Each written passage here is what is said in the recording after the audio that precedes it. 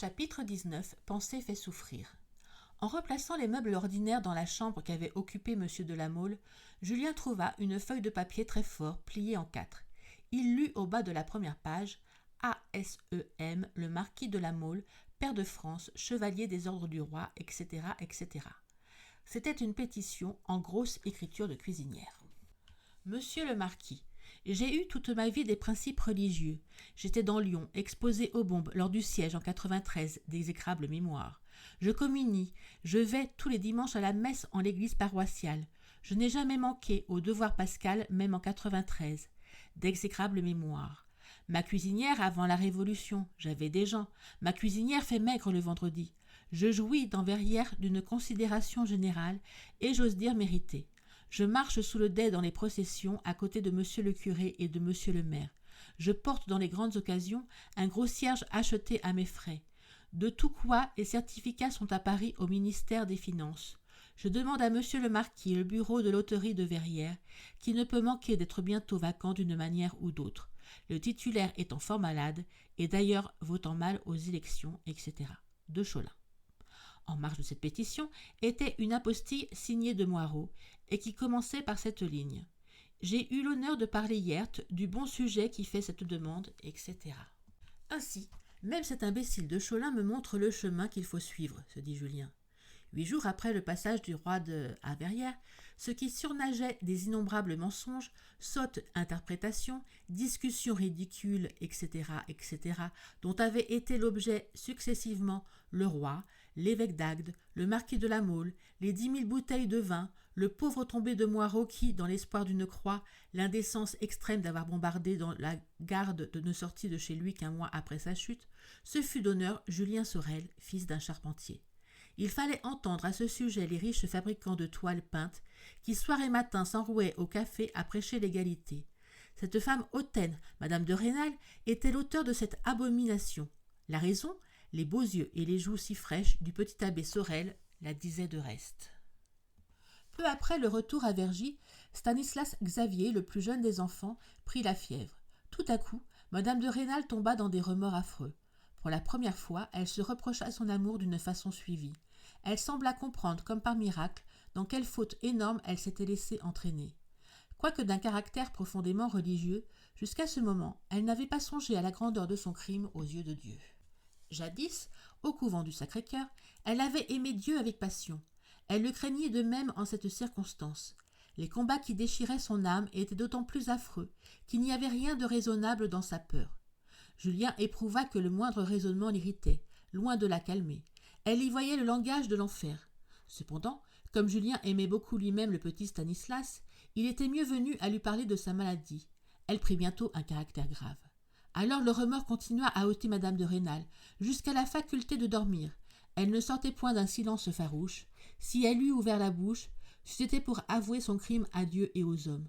« Je vous en conjure, lui disait Julien, dès qu'il se trouvait seul, ne parlez à personne, que je sois le seul confident de vos peines. Si vous m'aimez encore, ne parlez pas. Vos paroles ne peuvent ôter la fièvre à notre Stanislas. » Mais ces consolations ne produisaient aucun effet.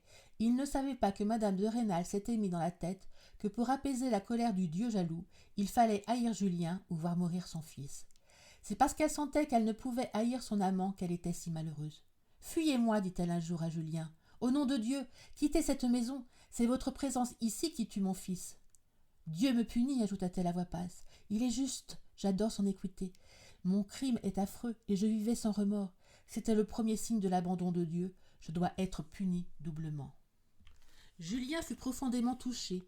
Il ne pouvait voir là ni hypocrisie ni exagération. Elle croit tuer son fils en m'aimant, et cependant la malheureuse m'aime plus que son fils. Voilà, je n'en puis douter, le remords qui la tue. Voilà de la grandeur dans les sentiments. Mais comment ai-je pu inspirer un tel amour, moi, si pauvre, si mal élevé, si ignorant, quelquefois si grossier dans mes façons? Une nuit, l'enfant fut au plus mal. Vers les 2 heures du matin, M. de Rênal vint le voir. L'enfant, dévoré par la fièvre, était fort rouge et ne put reconnaître son père. Tout à coup, Madame de Rênal se jeta aux pieds de son mari. Julien vit qu'elle allait tout dire et se perdre à jamais. Par bonheur, ce mouvement singulier importuna M. de Rênal. Adieu, adieu, dit-il en s'en allant. Non, écoute-moi, s'écria sa femme à genoux devant lui et cherchant à le retenir. Apprends toute la vérité. C'est moi qui tue mon fils. Je lui ai donné la vie et je la lui reprends. Le ciel me punit aux yeux de Dieu. Je suis coupable de meurtre. Il faut que je me perde et m'humilie moi-même. Peut-être ce sacrifice apaisera le Seigneur. Si M. de Rênal eût été un homme d'imagination, il savait tout.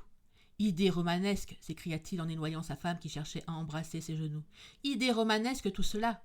Julien, faites appeler le médecin à la pointe du jour. Et il retourna se coucher. Madame de Rênal tomba à genoux à demi évanouie, en repoussant avec un mouvement convulsif Julien qui voulait la secourir. Julien resta étonné. Voilà donc l'adultère, se dit-il. Serait-il possible que ces prêtres si fourbes eussent raison? Eux qui commettent tant de péchés auraient le privilège de connaître la vraie théorie du péché? Quelle bizarrerie! Depuis 20 minutes que M. de Rênal s'était retiré, Julien voyait la femme qu'il aimait, la tête appuyée sur le petit lit de l'enfant, immobile et presque sans connaissance. Voilà une femme d'un génie supérieur réduite au comble du malheur, parce qu'elle m'a connu, se dit-il. Les heures avancent rapidement. Que puis-je pour elle? Il faut se décider. Il ne s'agit plus de moi ici. Que m'importent les hommes et leurs plates simagrées? Que puis-je pour elle? La quitter? Mais je la laisse seule, en proie à la plus affreuse douleur. Cet automate de mari lui nuit plus qu'il ne lui sert. Il lui dira quelques mots durs, à force d'être grossier. Elle peut devenir folle, se jeter par la fenêtre. Si je la laisse, si je cesse de veiller sur elle, elle lui avouera tout. Et que sait-on, peut-être, malgré l'héritage qu'elle doit lui apporter, il fera un esclandre. Elle peut tout dire, grand Dieu, à ce que d'abbé Maslon, qui prend prétexte de la maladie d'un enfant de 6 ans pour ne plus bouger de cette maison, et non sans dessein. Dans sa douleur et sa crainte de Dieu, elle oublie tout ce qu'elle sait de l'homme, elle ne voit que le prêtre.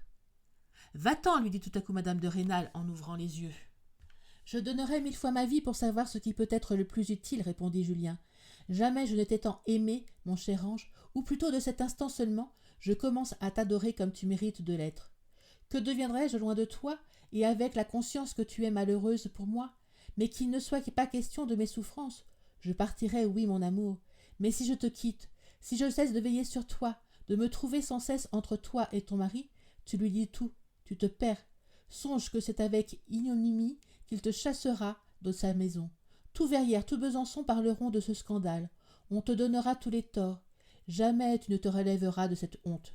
« C'est ce que je te demande, s'écrie-t-elle, en se levant debout. Je souffrirai tant mieux. Mais par ce scandale abominable, tu feras aussi son malheur à lui. Mais je m'humilie moi-même, je me jette dans la fange, et par là peut-être je sauve mon fils. Cette humiliation aux yeux de tous, c'est peut-être une pénitence publique. Autant que ma faiblesse peut en juger, n'est-ce pas le plus grand sacrifice que je puisse faire à Dieu? Peut-être daignera-t-il prendre mon humiliation et me laisser mon fils? Indique-moi un autre sacrifice plus pénible, et j'y cours. Laisse-moi me punir moi aussi, je suis coupable. Veux-tu que je me retire à la trappe? L'austérité de cette vie peut apaiser ton Dieu. Ah, ciel, que ne puis-je prendre pour moi la maladie de Stanislas? Ah, tu l'aimes, toi, dit madame de Rênal en se relevant et se jetant dans ses bras. Au même instant, elle le repoussa avec horreur. Je te crois, continua-t-elle après s'être mise à genoux. Ô mon unique ami, oh, pourquoi n'es-tu pas le père de Stanislas? Alors ce ne serait pas un horrible péché de t'aimer mieux que ton fils. Veux-tu me permettre de rester et que désormais je ne t'aime que comme un frère? C'est la seule expiation raisonnable. Elle peut apaiser la colère du Très-Haut. Et moi, s'écria-t-elle en se levant et prenant la tête de Julien entre ses deux mains et la tenant devant ses yeux à distance. Et moi, t'aimerais-je comme un frère? Est-il en mon pouvoir de t'aimer comme un frère? Julien fondait en larmes. Je t'obéirai, dit-il en tombant à ses pieds. Je t'obéirai, quoi que tu m'ordonnes. C'est tout ce qui me reste à faire. Mon esprit est frappé d'aveuglement. Je ne vois aucun parti à prendre. Si je te quitte, tu dis tout à ton mari. Tu te perds et lui avec. Jamais après ce ridicule, il ne sera nommé député. Si je reste, tu me crois la cause de la mort de ton fils et tu meurs de douleur. Veux-tu essayer de l'effet de mon départ? Si tu veux, je vais me punir de notre faute en te quittant pour 8 jours. J'irai les passer dans la retraite où tu voudras, à l'abbaye de Bray-le-Haut par exemple, mais jure-moi, pendant mon absence, de ne rien avouer à ton mari. Songe que je ne pourrai plus revenir si tu parles. Elle promit, il partit, mais fut rappelé au bout de 2 jours. Il m'est impossible sans toi de tenir mon serment. Je parlerai à mon mari si tu n'es pas là constamment pour m'ordonner par tes regards de me taire. Chaque heure de cette vie abominable me semble durer une journée. Enfin, le ciel eut pitié de cette mère malheureuse. Peu à peu, Stanislas ne fut plus en danger. Mais la glace était brisée. Sa raison avait connu l'étendue de son péché. Elle ne put plus reprendre l'équilibre. Les remords restèrent, et ils furent ce qu'ils devaient être dans un cœur si sincère. Sa vie fut le ciel et l'enfer. L'enfer quand elle ne voyait pas Julien, le ciel quand elle était à ses pieds. « Je ne me fais plus aucune illusion, lui disait-elle, même dans les moments où elle osait se livrer à tout son amour. Je suis damnée, irrémissiblement damnée. Tu es jeune, tu as cédé à mes séductions, le ciel peut te pardonner. Mais moi je suis damnée. Je le connais à un signe certain. J'ai peur. Qui n'aurait pas peur devant la vue de l'enfer? Mais au fond, je ne me repens point. Je commettrais de nouveau ma faute si elle était à commettre. Que le ciel seulement ne me punisse pas dès ce monde et dans mes enfants, et j'aurai plus que je ne mérite. Mais toi, du moins, mon Julien, s'écriait-elle dans d'autres moments, es-tu heureux? Trouves-tu que je t'aime assez? La méfiance et l'orgueil souffrant de Julien, qui avait surtout besoin d'un amour à sacrifice, ne tinrent pas devant la vue d'un sacrifice si grand, si indubitable et fait à chaque instant. Il adorait madame de Rênal. Elle a beau être noble et moi le fils d'un ouvrier, elle m'aime. Je ne suis pas auprès d'elle un valet de chambre chargé des fonctions d'amant. Cette crainte éloignée, Julien tomba dans toutes les folies de l'amour, dans ses incertitudes mortelles. « Au moins, s'écria-t-elle, en voyant ses doutes sur son amour, que je te rende bien heureux pendant le peu de jours que nous avons à passer ensemble. Hâtons-nous, demain peut-être je ne serai plus à toi. Si le ciel me frappe dans mes enfants, c'est en vain que je chercherai à ne vivre que pour t'aimer, à ne pas voir que c'est mon crime qui les tue. Je ne pourrai survivre à ce coup. Quand je le voudrais, je ne pourrais, je deviendrais folle. Ah, si je pouvais prendre sur moi ton péché, comme tu m'offrais si généreusement de prendre la fièvre ardente de Stanislas. » Cette grande crise morale changea la nature du sentiment qui unissait Julien à sa maîtresse. Son amour ne fut plus seulement de l'admiration pour la beauté, l'orgueil de la posséder. Le bonheur était désormais d'une nature bien supérieure. La flamme qui les dévorait fut plus intense. Ils avaient des transports pleins de folie. Leur bonheur eût paru plus grand aux yeux du monde, mais ils ne retrouvèrent plus la sérénité délicieuse, la félicité sans nuage, le bonheur facile des premières époques de leurs amours, quand la seule crainte de madame de Rênal était de n'être pas assez aimée de Julien. Leur bonheur avait quelquefois la physionomie du crime. Dans les moments les plus heureux et en apparence les plus tranquilles, « Ah, grand Dieu, je vois l'enfer !» s'écriait tout à coup madame de Rênal en serrant la main de Julien d'un mouvement convulsif. « Quels supplices horribles! Je les ai bien mérités !» Elle se serrait, s'attachant à lui, comme le lierre à la muraille. Julien essayait en vain de calmer cette âme agitée. Elle lui prenait la main qu'elle couvrait de baisers. Puis, retombée dans une rêverie sombre, « L'enfer, disait-elle, l'enfer serait une grâce pour moi. J'aurais encore sur la terre quelques jours à passer avec lui, mais l'enfer dès ce monde, la mort de mes enfants. Cependant, à ce prix, peut-être mon crime me serait pardonné. Ah, grand Dieu, ne m'accordez point ma grâce à ce prix. Ces pauvres enfants ne vous ont point offensé. Moi, je suis la seule coupable. J'aime un homme qui n'est point mon mari. » Julien voyait ensuite madame de Rênal arriver à des moments tranquilles en apparence. Elle cherchait à prendre sur elle, elle voulait ne pas empoisonner la vie de ce qu'elle aimait. Au milieu de ces alternatives d'amour, de remords et de plaisir, les journées passaient pour eux, avec la rapidité de l'éclair. Julien perdit l'habitude de réfléchir. Mademoiselle Élisa alla suivre un petit procès qu'elle avait à Verrières. Elle trouva M. Valenod fort piqué contre Julien. Elle haïssait le précepteur et lui en parlait souvent. « Vous me perdriez, monsieur, si je disais la vérité, disait-elle un jour à M. Valenod. Les maîtres sont tous d'accord entre eux pour les choses importantes.